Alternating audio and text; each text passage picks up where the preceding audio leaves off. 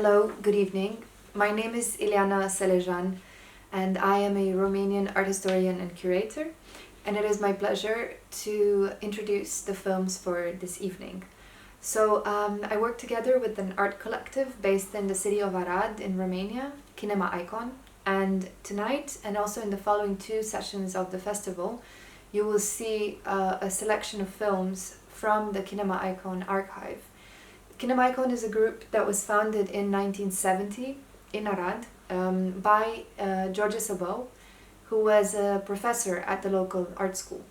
And he decided that he wanted to start a workshop where students could learn filmmaking techniques and will eventually make their own films. Now, in order to work with this group, he had to ensure that they had equipment, that they had film stock.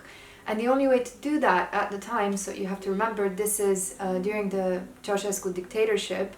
This is at a time when the production of art and media was actually quite restricted and regimented by the state.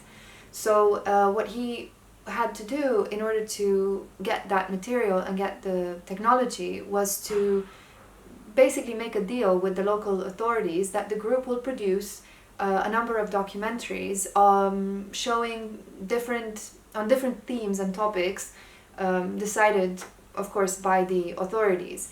And very skillfully, with the material, the film stock that they received, they were able to produce 62 documentary films and an exact equivalent number of experimental films in the period between 1970 and 1989, the year of the Romanian Revolution, the year of so many revolutions in the region, including in Czechoslovakia. So there's different films that you'll be seeing across these 3 evenings, and I hope most of you will be able to see all of these. Tonight, however, you will be watching several Kinema Ikon films screened alongside a selection of contemporary experimental films that were produced by other artists operating in Romania at the time. And again, as I was explaining, it was quite difficult to make, especially experimental film at the time. The regime was supporting the production of film and even amateur production of film. However, their preference, let's say, was for more realist kind of types of filmic expression. So experimental film was something that was quite unusual, and actually there's very few artists and very few filmmakers and directors who experimented with the medium at the time. So tonight the screening begins with a film by Paul Neagu, who is most well known as a sculptor, and he began his career in Romania, later became quite well known after having migrated to London, where he was based from 1968 onwards. And actually this film marks the period when he is about to leave Romania. And the film shows documentation of one of his exhibitions and his famous boxes, and you see the artist kind of handling them, opening them. It's a very interesting type of an artist film. Then you'll be seeing a film by Romulus Budiu, a member of Kinema Ikon, produced in 1975, so one of the earliest films. In the beginning, I should mention that the Kinema Ikon group met to mainly discuss film production. They were talking about films made, by the avant-gardes during the 1920s and 30s. They were discussing contemporary filmmakers. They were discussing the films of Alain Resnais, so very well-known French and European filmmakers. Francis Ford Coppola came up in conversation. So these were films that they were able to see either at the Cinematheque locally, or they were quite difficult. It was quite difficult to see these films, but nonetheless they were able to do it, and they were able to, in these meetings they would have at the club, to engage in very kind of quite sophisticated discussions about the nature of filmmaking, about and especially about experimental film. And within the years, as they were kind of practicing their skill, as they were learning more and more and more, they were able to start making their own films. So This film by Romulus Budiu is one of the first, 1975, and it was produced in what will become a very characteristic kinema icon type style, where you see that it's a very kind of funny and weird film with a plot that kind of shifts, moves all the times. It's impossible to kind of really capture and hang on to the thread. Where is this film going? Where is the story going? Nowhere, really. So it's quite absurdist as an exercise. And there's a lot of improvisation, and you hear that also in the soundtrack. They will, throughout the years, use actually quite well-known jazz compositions or contemporary music by very famous musicians like Pink Floyd and so on and so forth, that they were actually listening to and procuring underground at the time.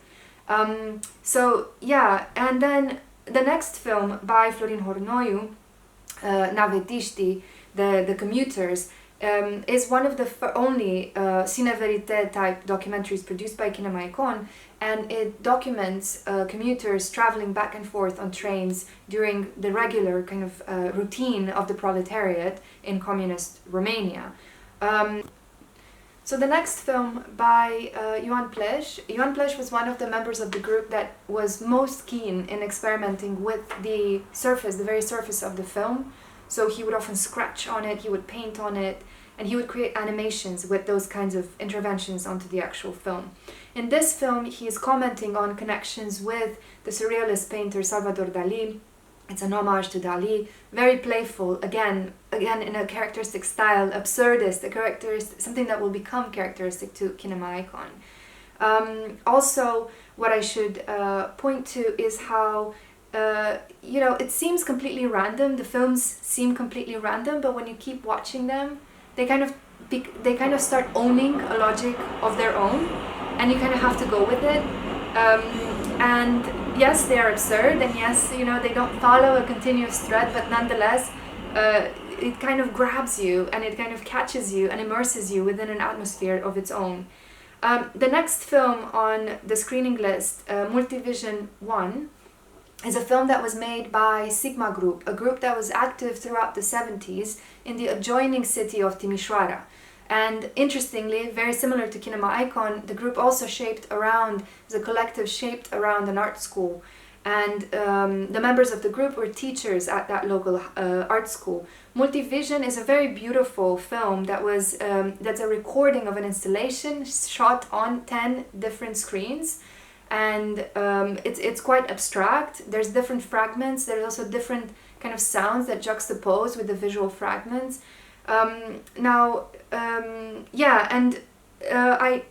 So next on the list, there's another film by one of the members of the Sigma group who later, the group later in the 80s separated. However, they stayed, of course, in touch and they were friends, but the artists continued working with their careers, and very often they ended up documenting some of the actions and performances that they staged on film, which became artist films on their own.